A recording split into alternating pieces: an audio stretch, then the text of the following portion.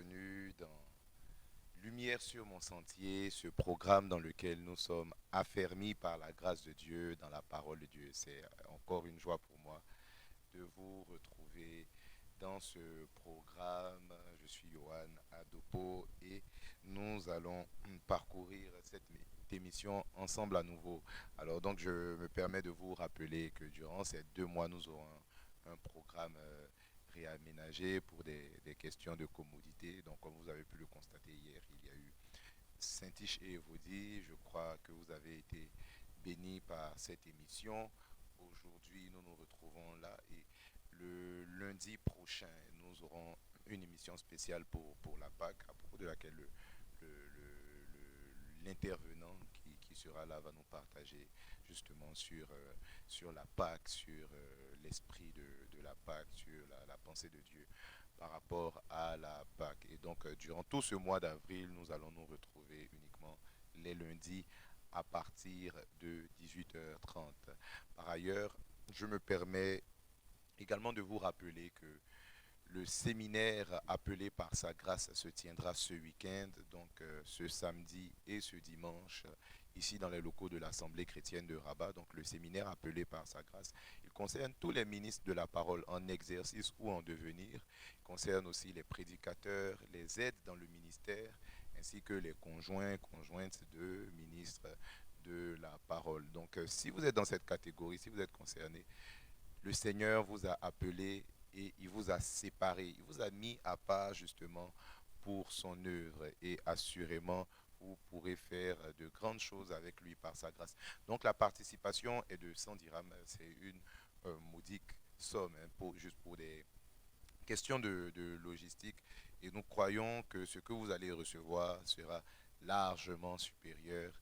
Nous savons que ce que vous allez recevoir sera largement supérieur à cette modeste contribution. Donc, vous pouvez nous contacter au plus 212 770 968 187 ou si vous faites partie d'une assemblée chrétienne, vous pouvez vous renseigner auprès de la personne qui est indiquée dans votre assemblée pour vous acquitter de votre participation. Par ailleurs, si vous n'avez pas la possibilité de vous déplacer, supposons que vous êtes très loin, peut-être que vous êtes à l'extérieur de ce pays, que vous ne pouvez pas vous déplacer, n'hésitez pas à nous contacter au numéro donc, que j'ai mentionné, le plus 212 770 960 887 et nous allons prendre nos dispositions pour que vous puissiez suivre la rencontre à distance. Donc vous conviendrez avec moi que la rencontre ne sera pas diffusée de façon publique. Alors si vous voulez y participer en ligne à distance, veuillez nous contacter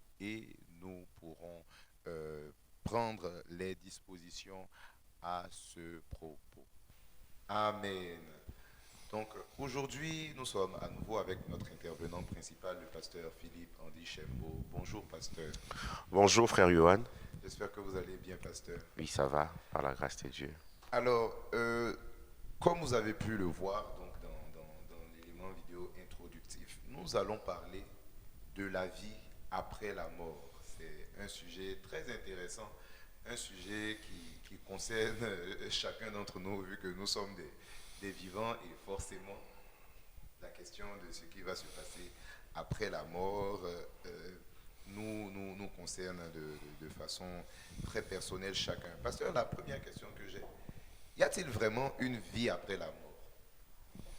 Oui, il y a une vie après la mort. Tout ne s'arrête pas ici sur la terre. Quelles sont donc les preuves bibliques? Est-ce que la Bible le dit de façon explicite? Oui, la Bible en parle dans Ecclésiaste, où la Bible, où la Bible nous dit que Dieu, il a mis dans le cœur de l'homme la pensée de l'éternité. Ok, Parce que la mort n'est qu'une transition. ok, Quand on parle de la pensée de l'éternité, on comprend une chose. Tout être vivant est éternel. ok. La mort est une transition. Dans ce cas, comment se passe donc cette fameuse vie après la mort? Bon, par exemple, on entend parler de réincarnation. Est-ce que la Bible en parle? Est-ce que ça existe? Est-ce que quand on meurt, la vie après la mort, c'est que on devient une autre personne pour vivre une autre forme de vie. La Bible n'en parle pas. La réincarnation c'est cette théorie qui consiste à affirmer que nous allons, lorsque quelqu'un meurt, cette personne-là est appelée à renaître. À renaître, si la personne dans cette vie avait péché, il doit renaître pour expier ses péchés. Waouh, Autant de fois qu'il est nécessaire, il devra renaître pour expier ses fautes et parvenir à la perfection. ça alors. Or, la Bible ne l'affirme pas. Ok, ok. Du coup, qu'est-ce que la Bible appelle mort? Quand la Bible parle de mort, de quoi il est question concrètement? Quand la Bible parle de mort, il s'agit de la mort physique, Ok, d'abord. Quand la Bible parle de mort, mais avant tout, il s'agit d'une mort spirituelle. ok, Une mort spirituelle. La mort est une séparation, si je ok, dois le dire ainsi. ok.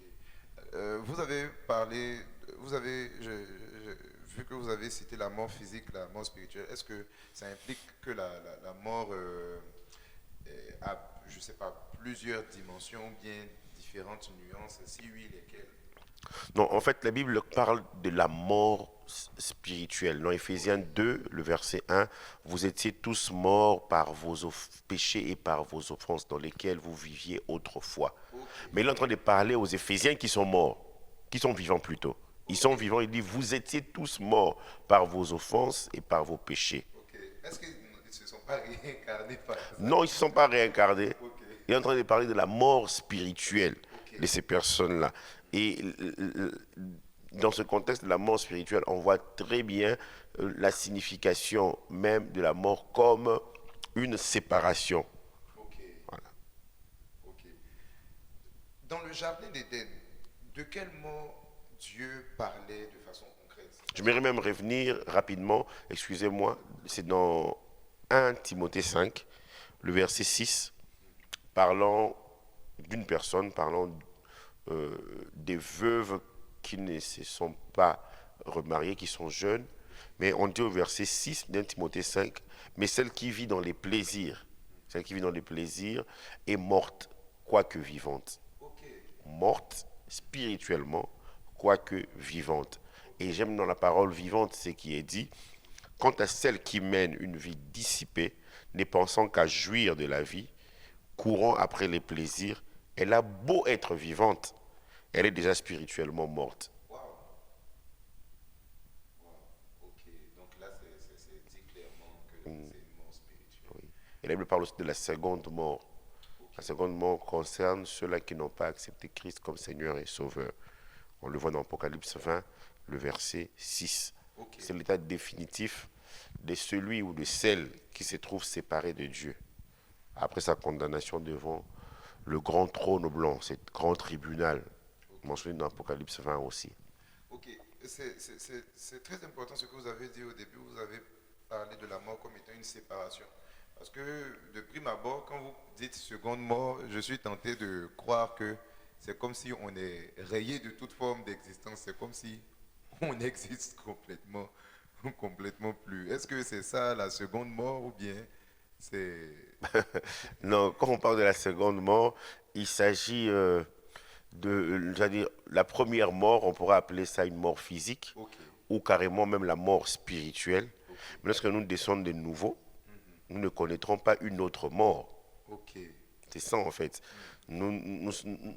En Adam, nous naissons tous morts spirituellement. ok, Lorsqu'on accepte Christ comme Seigneur et Sauveur, nous naissons de nouveau. ok, Et après notre nouvelle naissance, lorsque nous marchons avec le Seigneur, nous ne connaîtrons pas la seconde mort, c'est-à-dire la seconde séparation, parce que nous venons sur terre en étant séparés de Dieu à cause d'Adam. Et donc quand il parle ici de la seconde mort, il s'agit d'une séparation éternelle. waouh. Donc ça veut dire que la seconde mort, ça veut dire qu'il n'y a absolument plus aucune possibilité. Il n'y a aucune possibilité. Le jugement qui sera pris ce jour-là dans Apocalypse 20, ça sera un jugement définitif, basé sur des preuves concrètes. Parce qu'il est dit dans Apocalypse 20, des livres furent ouverts et le livre fut ouvert.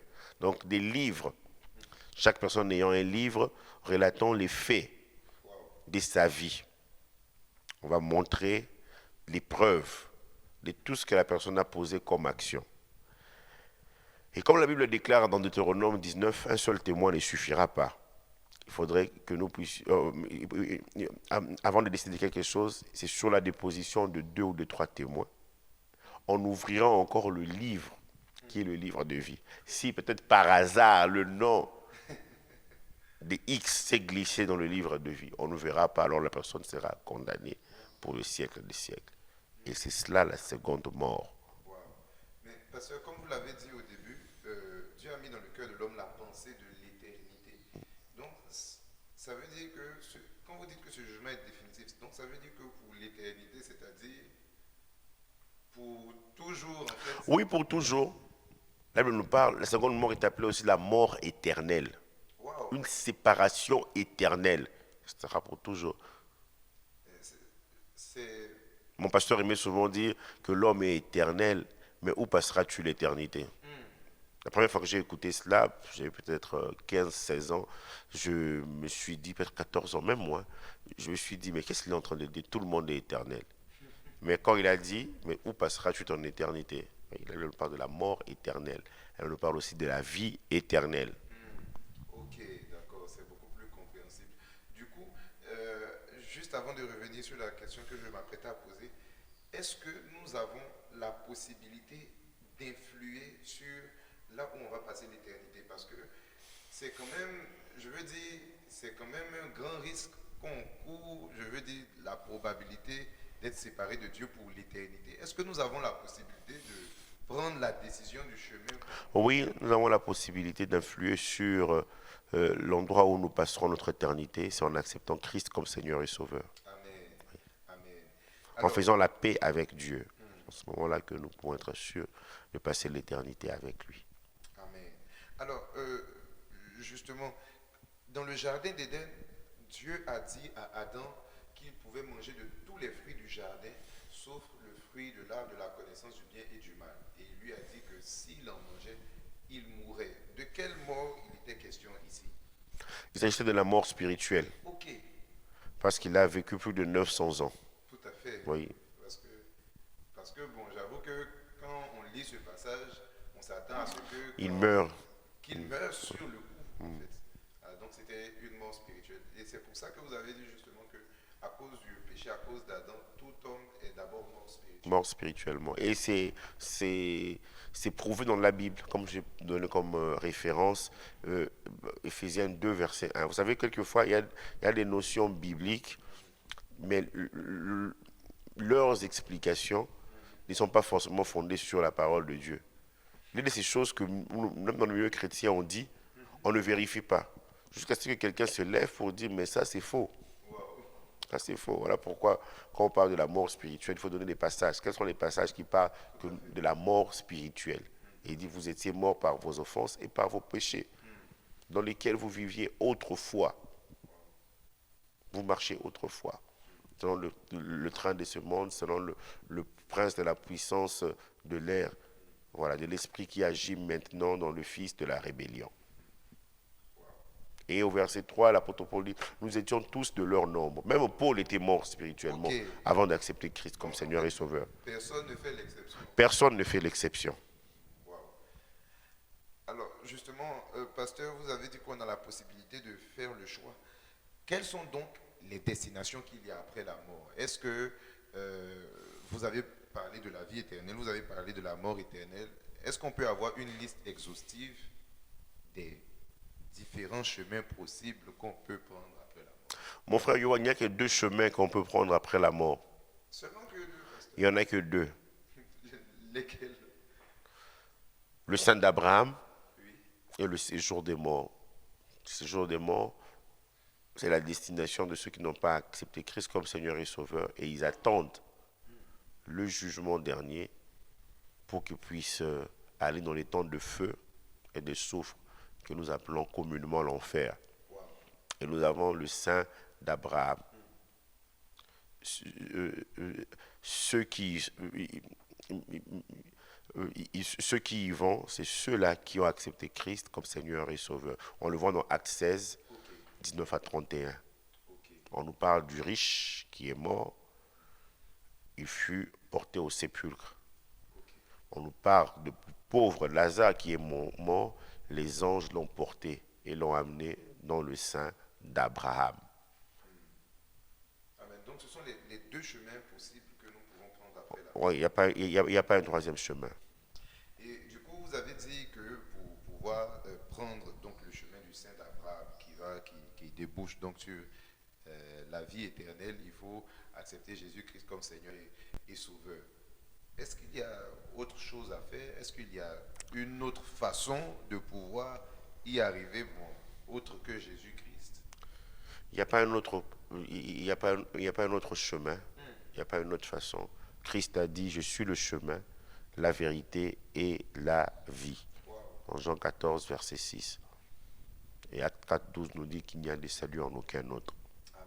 Parce qu'il y a un seul nom qui nous a été donné dans les ciels et sous la terre, sur la terre, le nom de Christ, Jésus.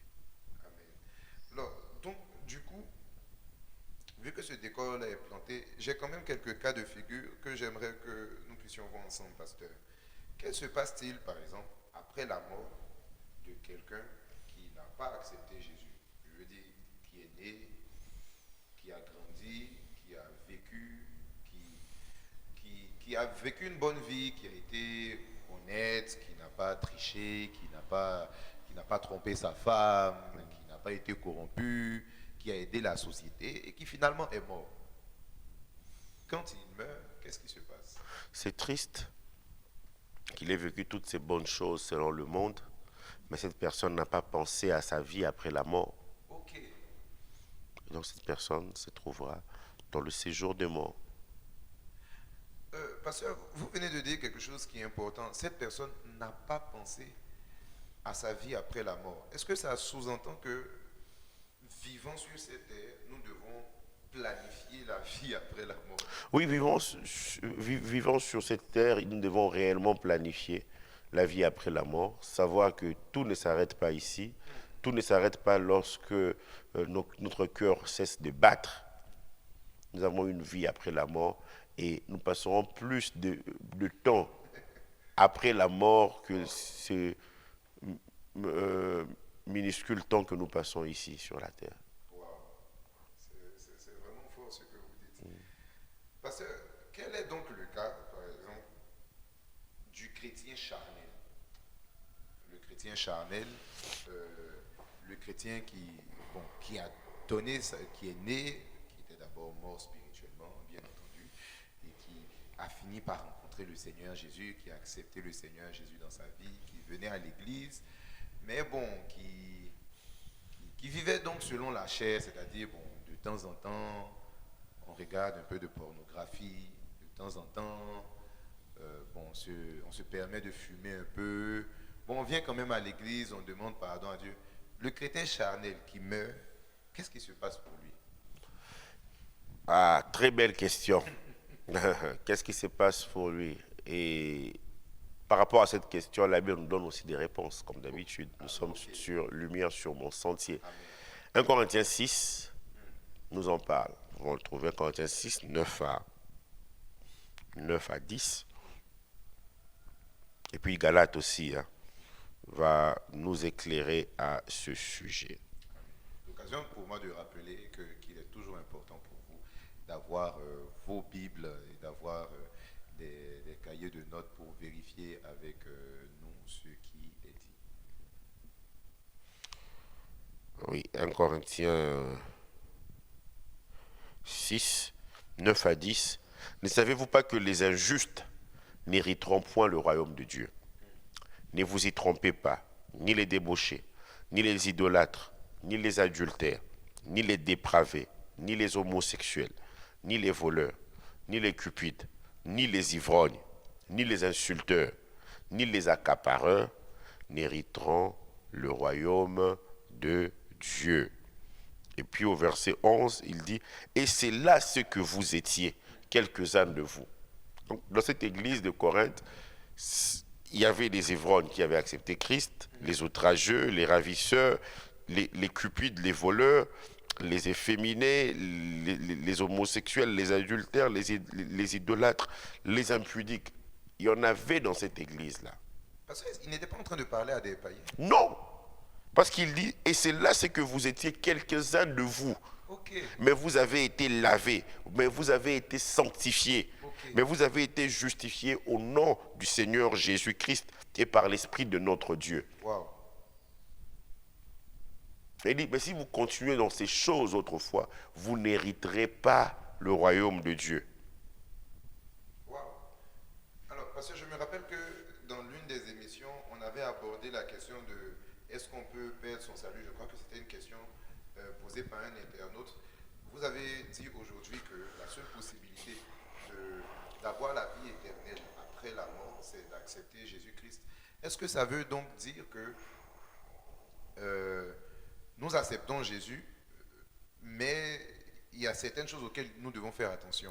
Il y a certaines choses auxquelles nous devons faire attention, que Christ a dit lui-même dans Matthieu 24, c'est lui qui persévérera jusqu'à la fin, sera sauvé. Il faut persévérer jusqu'à la fin. Et dans Philippiens 2, l'apôtre Paul nous demande de travailler à notre salut. Ok. Et l'apôtre Paul lui-même dans 1 Corinthiens 9, verset 27, je pense, il dit, il ne court pas comme en battant l'air, ainsi de suite. Et puis il dit, je traite durement mon corps et le tien assujetti. Et il dit, il n'aimerait pas, assujetti de peur d'être moi-même rejeté après avoir prêché aux autres. Pasteur, donc si je comprends bien ce passage, ça veut dire que Paul pouvait être disqualifié et Paul- être dans la mort éternelle. Oui, Paul pouvait être disqualifié. Donc, même les pasteurs peuvent finir par aller en enfer. Oui, Mais pasteur, bon, je me dis que bon, quand même, Dieu leur a demandé de faire certains sacrifices. Est-ce que oui, ils ont fait ce sacrifice-là, mais la Bible nous dit que au temps du malheur, si le juste ne demeure pas dans sa justice ne le sauvera pas. waouh, Dans Ézéchiel 18, je pense, l'âme qui pêche mourra. Mais celui qui est injuste, qui marche désormais dans la justice, il accepte la justice de Christ, cette justice-là va le sauver, la justice de Christ, pas sa propre justice. waouh, waouh, c'est Donc on peut être rejeté. Donc voilà pourquoi nous devons craindre. Romains 11, 22 nous dit, considère donc la bonté et la sévérité de Dieu. waouh. Waouh, donc, Quand je l'ai dit, même je suis en train de trembler au-dedans de moi. Donc nous devons rester dans la saine doctrine, nous devons rester dans les voies du Seigneur. waouh, donc si je comprends bien, si un chrétien à quelques minutes de sa mort, bon, bien entendu, il ne peut pas forcément, il peut pas le savoir qu'il est à quelques minutes de sa mort. S'il se retrouve, je ne sais pas, en train de forniquer avec quelqu'un et que bon, il a une crise cardiaque et qu'il meurt, La personne waouh, ne verra pas le Seigneur. Il y a un passage dans Ésaïe 57, je pense. Voilà. Voilà. Ce n'est pas dans Ésaïe. Et on nous dit, celui qui s'écarte, je paraphrase, hein, du droit chemin, il reposera dans l'assemblée des morts. À force de s'écarter du droit chemin, on se retrouve. Je vais trouver le texte. Cherchez le texte. C'est dans l'Ancien Testament. Voilà. Proverbe 21, 16. L'homme qui s'écarte du chemin de la sagesse. Nous savons bien les chemins de la sagesse, nous le trouvons en suivant Christ. C'est Christ qui est la sagesse. Il a été fait pour nous sagesse, nous dit 1 Corinthiens 1, verset 30. L'homme qui s'écarte du chemin de la sagesse reposera dans l'assemblée des morts. Reposera dans l'assemblée des morts. Et donc, j'ai parlé tout à l'heure de Galates 5, on nous dit au verset 19 à 21, « Or, les œuvres de la chair sont manifestes. Ce sont l'impudicité, l'impureté, la dissolution, l'idolâtrie, la magie, les inimitiés, les querelles, les jalousies, les animosités, les disputes, les divisions, les sectes, l'envie, l'ivrognerie, ça revient encore, les excès de table et les choses semblables. Je vous dis d'avance, comme je l'ai déjà dit, que ceux qui commettent de telles choses pratiquent de telles choses ou de telles pratiques n'hériteront pas du royaume de Dieu. Wow, pasteur, là il est encore en train de parler à des chrétiens. Il est en train de parler à des chrétiens. Les Galates qui s'étaient écartés de la voie du Seigneur, il dit Galates, vous courez si bien, qui vous a arrêté? Qui vous a fasciné? Qui vous a ensorcelé? Vous devant que Christ a été dépeint, sa mort a été dépeinte devant vous. Wow. Pasteur, dans le passage de Galates, j'ai vu dans la liste les excès de table. Les excès de table, si je ne me trompe pas, c'est manger au-delà de sa satiété. Est-ce que c'est bien ça? Oui, Et pour ça, on peut manquer la vie éternelle. oui. Waouh! Celui qui détruit le corps qui est le temple de Christ, Dieu le détruira. C'est ce que nous dit en Corinthiens. Dieu détruira. Il veut que nous prenions soin de ce corps. Wow. Non, parce que ça veut dire que si quelqu'un même n'est pas dans l'impudicité, dans la drogue, dans l'ivrognerie, et mange avec excès, Oui, il va aller dans le séjour. oh oui. Ils Wow. n'hériteront pas du royaume de Dieu. Soit on hérite du royaume de Dieu, soit on ne l'hérite pas. Ils n'hériteront pas. Wow, c'est très fort. Et je crois que ce sujet-là nous concerne vraiment chacun de nous personnellement et que nous devons vraiment le prendre au sérieux. Amen. Nous ne savons pas quand nous mourrons, nous ne savons pas quand nous faiblirons et à tout moment la mort peut venir frapper à notre porte et nous devons nous assurer d'être dans la bonne posture pour être sauvés. Pasteur, que se passe-t-il pour le chrétien spirituel donc qui est affermi? Quand il meurt, qu'est-ce qui se produit? Différemment de la catégorie dont on a parlé tout à l'heure, le chrétien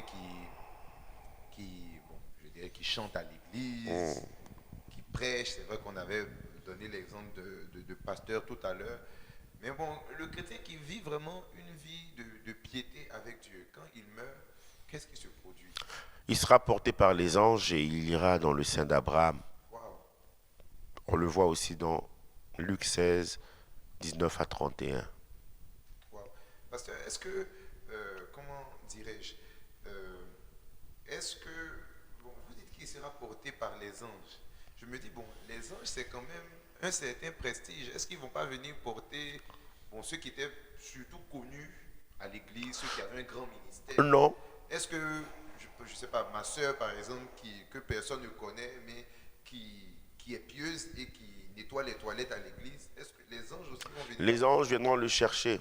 Waouh, Elle est peut-être inconnue des hommes, mais elle est connue de Dieu. waouh, Dieu la connaît. Dieu voit son service. Là où elle se permet de toucher tout ce qui est sale dans les toilettes pour rendre sa maison propre. Et Dieu va se souvenir de lui, d'elle. waouh, waouh, c'est vraiment fantastique. Donc Dieu ne fait pas exception de personne. Il n'envoie pas les anges pour certains et puis Non, pour il d'autres, envoie les anges ceux pour de tous pied ses pour enfants. arriver. La Bible même dit, c'est Jésus qui parle, il dit, ces petits enfants-là, il dit, leurs anges voient la face de notre Père. Waouh, Quand je vais voir juste un petit enfant, il est au ministère des enfants, à l'école du dimanche, mais il est protégé. waouh, waouh, quel Dieu merveilleux. C'est comme si, bon, c'est moi qui essaie d'imaginer, c'est comme si ce n'est pas tous les anges qui sont si proches de Dieu, mais les anges de ces enfants-là, ils voient la face de notre Père Waouh. céleste. Waouh, amen, c'est fantastique. Notre Dieu est vraiment merveilleux. Pasteur, nous arrivons à la dernière question et c'est une question assez fatidique. J'avoue que j'ai été déjà confronté à ce genre de questions et j'aimerais vraiment que vous nous apportiez une réponse à la lumière de la parole de Dieu. Que se passe-t-il à la mort? d'un bébé ou d'un enfant en bas âge. Supposons qu'une femme vient d'accoucher pour des raisons de diverses complications, l'enfant meurt à la naissance. Ou bien, durant tout son bas âge, jusqu'à ce qu'il ne prenne réellement conscience de sa vie et ne soit capable de faire des choix en connaissance de cause, il meurt. Qu'est-ce qui se produit après la mort de quelqu'un? Une question vraiment délicate, mais on pourrait dire à la lumière de la parole de Dieu, l'enfant retourne vers son Créateur. Waouh! Oui. Que ce soit le bébé ou l'enfant, celui qui n'a pas été conscient et que la mort vienne frapper à sa porte, cette personne-là ira auprès du Seigneur. Il y a plusieurs exemples. Dans la Bible, il y a David qui perd son fils, qui était enfant, qui était, voilà, c'était un bébé de quelques jours. Hein. Et lorsqu'il apprend que l'enfant est mort, voilà, il va se lever, il va soindre le visage, il va aller dans le temple de l'Éternel pour, voilà, il n'y avait pas encore le temple, mais là où il rencontrait le Seigneur, pour l'adorer, se prosterner. Quand il revient, il va consoler sa femme. Hein. Et lorsque déjà il est calme, il pose ses actes. Ceux qui sont autour de lui sont étonnés, mais quand l'enfant était malade, il jeûnait, il pleurait, il ne dormait pas, il dormait par terre. Mais maintenant que l'enfant est parti, il est bien. Et la réponse de David, on le voit dans 2 Samuel 12, verset 23, il dit, maintenant qu'il est mort, pourquoi jeûnerai-je? Puis-je le faire revenir? J'irai vers lui, mais il ne reviendra pas vers moi. J'irai vers lui. J'irai vers lui. Et nous savons que David, quand l'homme sort le cœur de Dieu, quand il dit j'irai vers lui, on peut imaginer où se trouve l'enfant. En tout cas, pas dans le séjour des morts. Wow, c'est fantastique. Et je voulais justement, l'enfant dont il est question est né d'une relation adultérine. Est-ce que ce dont vous avez parlé, le fait que l'enfant qui n'est pas encore parvenu à un âge de conscience, est-ce que ça concerne seulement les enfants des chrétiens? Bien, toutes sortes d'enfants. Ça concerne tous les enfants.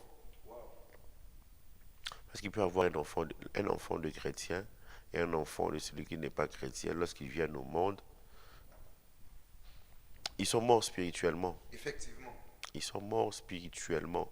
Mais ils n'ont pas encore... Ils ont la nature pécheresse, mais ils n'ont pas posé des actions, des actes coupables pour le condamner. Waouh. Alors, parce que ça... On a la nature pécheresse, mais le péché d'Adam est en nous. Mais pour que nous soyons condamnés, pour que nous puissions crier, misérable que je suis, qui me délivrera du corps de cette mort, il faut qu'il y ait des faits. Il faut que nous puissions manifester cette nature pécheresse par les péchés. C'est ça en fait. Et comme cette nature est là, plus on grandit, on prend conscience de la vie, on ne pourra pas bloquer cette nature. Ça se manifestera toujours.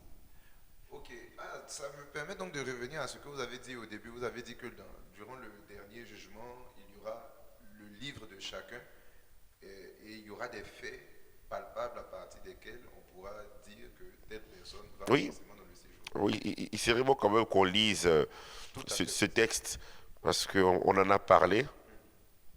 Ça peut éclairer quelqu'un. C'est vrai que souvent ça prête à débat. Mais la Bible est claire. Hein? Je m'imagine aussi le temps que ça va prendre. Si on doit prendre le temps de dépeindre 60 ans de la vie de quelqu'un. Oui.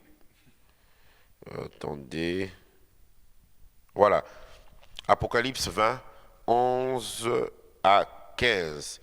Puis je vis un grand trône blanc et celui qui était assis dessus. La terre et le ciel s'enfuirent devant sa face, et il ne fut plus trouvé de place pour eux. Et je vis les morts, les grands et le petit, qui se tenaient devant le trône. Des livres furent ouverts, et un autre livre fut ouvert. C'est lui qui est le livre de vie. On explique même, cet autre livre-là, c'est le livre de vie. Des livres furent ouverts, et les morts furent jugés selon leurs œuvres, qui se trouvaient dans ces livres, d'après ce qui était écrit dans ces livres. Voilà. La mer rendit les morts qui étaient en elle. La mort et le séjour des morts rendirent les morts qui étaient en eux. Donc ces gens-là ressuscitent pour être jugés. Ceux qui sont dans le séjour des morts, là. Voilà. Et chacun fut jugé selon ses œuvres. Et la mort et le séjour des morts furent jetés dans les temps de feu. C'est la seconde mort, les temps de feu. Quiconque ne fut pas trouvé écrit dans le livre de vie fut jeté dans les temps de feu.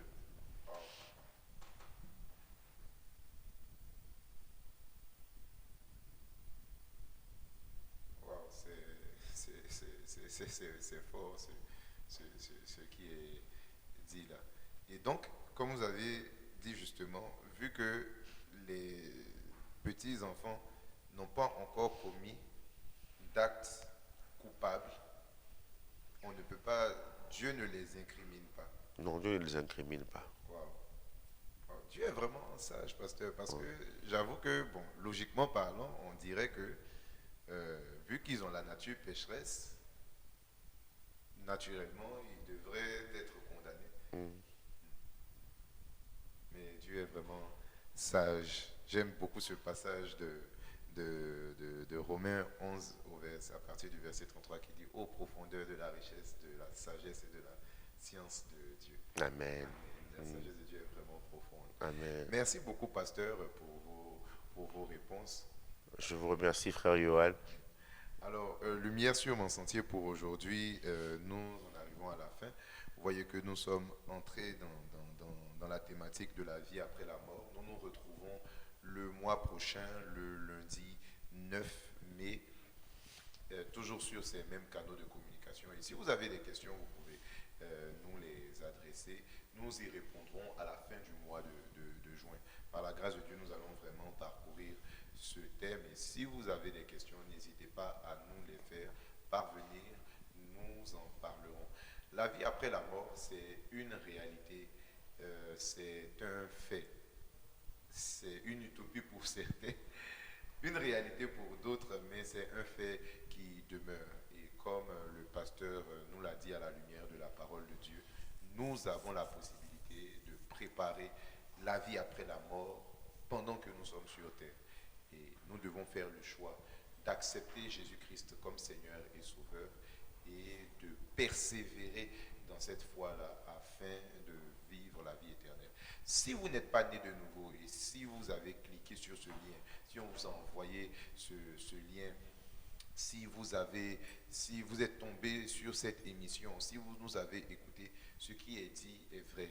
Cela vient de la Bible et vous avez la possibilité d'être sauvé maintenant. Après, vous n'aurez plus d'autres opportunités. Nous l'avons dit, la réincarnation, ça n'existe pas. Que le Seigneur vous bénisse. Et si vous faites le choix d'accepter le Seigneur Jésus, n'hésitez pas à nous écrire au numéro que nous avons mentionné tantôt, le plus 212 770 968 187. Écrivez-nous à ce numéro. Expliquez-nous que vous avez décidé d'accepter le Seigneur Jésus-Christ et nous allons vous mettre en relation avec le pasteur et les responsables pour vous accompagner dans le début de votre foi. Que le Seigneur vous bénisse et que sa grâce affermisse vos cœurs. Shalom.